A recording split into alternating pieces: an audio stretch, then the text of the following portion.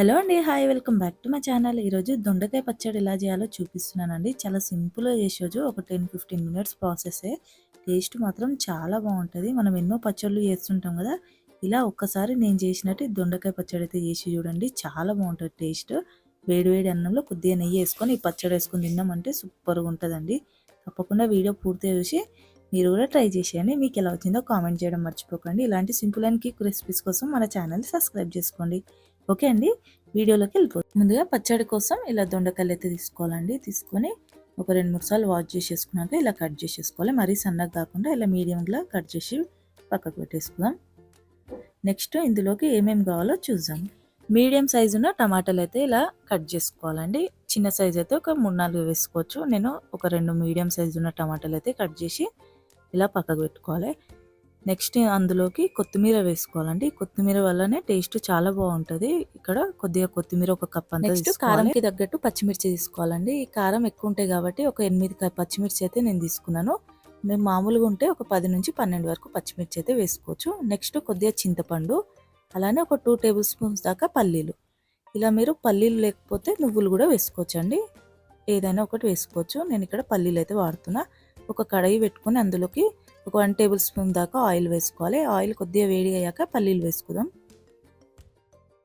ఇలా పల్లీలు వేసేసుకొని ఇలా కొద్దిగా ఫ్రై చేసుకోవాలండి. ముందుగా పల్లీలు వేసుకోవాలి. నెక్స్ట్ ఒక 1 టేబుల్ స్పూన్ దాకా ధనియాలు వేసుకుందాం. ఇలా ధనియాలు వేసుకొని ఒక 1/2 టేబుల్ స్పూన్ దాకా జీలకర్ర,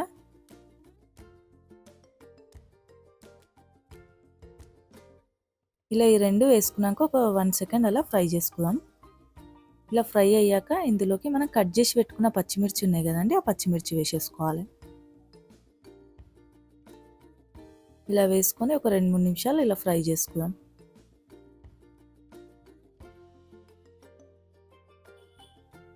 ఇలా ఒక 2 నిమిషాలు అయ్యాక ఇక్కడ చూస్తున్నారు ఇప్పుడు మనం కట్ చేసి పెట్టుకున్న దొండకాయలు కూడా వేసుకోవాలి. ఇలా దొండకాయలు మొత్తం వేసేసుకొని ఆయిల్లో కొద్దిసేపు ఫ్రై చేసుకోవాలండి. ఇలా ఒక 2 నిమిషాలు అలా మంచిగా ఫ్రై చేసుకుందాం. ఇలా ఫ్రై అయ్యాక ఇందులోకి టమాటాలు, మనం పక్కకు పెట్టుకున్న కొత్తిమీర ఉంది కదా, కొత్తిమీర కూడా వేసేసుకొని కలుపుకుందాం. ఇలా ఈ రెండు వేసుకున్నాక ఇప్పుడు మీడియం ఫ్లేమ్లో పెట్టేసుకొని మంచిగా కలుపుకోవాలండి. ఎక్కువ టైం అయితే పట్టదు, టమాటాలు మెత్తగా అయితే సరిపోతుంది.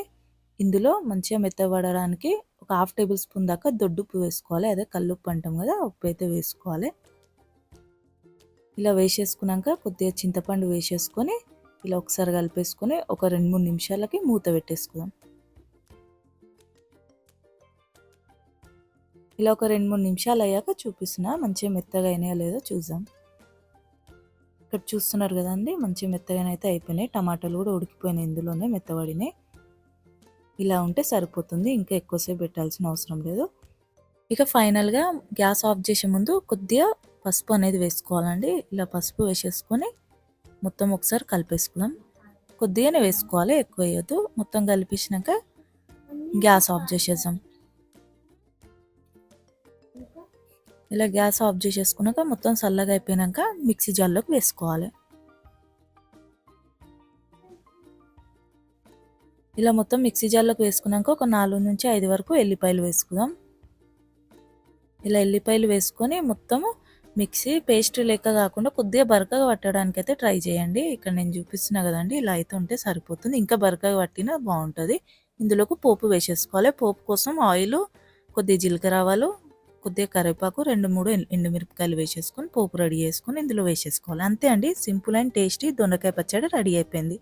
ఓకే అండి, చూశారు కదా ఎంతో సింపుల్గా దొండకాయ పచ్చడి ఎలా చేయాలో. మీకు నచ్చిందని అనుకుంటున్నా. ఎప్పుడు కర్రీలు ఫ్రైలు కాకుండా ఇలా పచ్చడి కూడా చేయండి, చాలా బాగుంటుంది. ఇక్కడ నేను రైస్తోనైతే తింటున్నా, టేస్ట్ మాత్రం సూపర్గా ఉంది. మనం దొడ్డుప్పు వేసినాం కదా, మీకు సరిపోకపోతే కొద్దిగా సాల్ట్ అనేది వేసుకోండి. నేను కొద్దిగా సాల్ట్ అనేది వేసిన. అంతే అండి, సింపుల్ అండ్ టేస్టీ దొండకాయ పచ్చడి రెడీ అయిపోయింది. వీడియో మీకు నచ్చితే లైక్ చేయండి, షేర్ చేయండి, సబ్స్క్రైబ్ చేసుకోండి. మన ఛానల్ని సపోర్ట్ చేయాలని కోరుకుంటూ మరొక మంచి రెసిపీతో కలుద్దాం. బాయ్.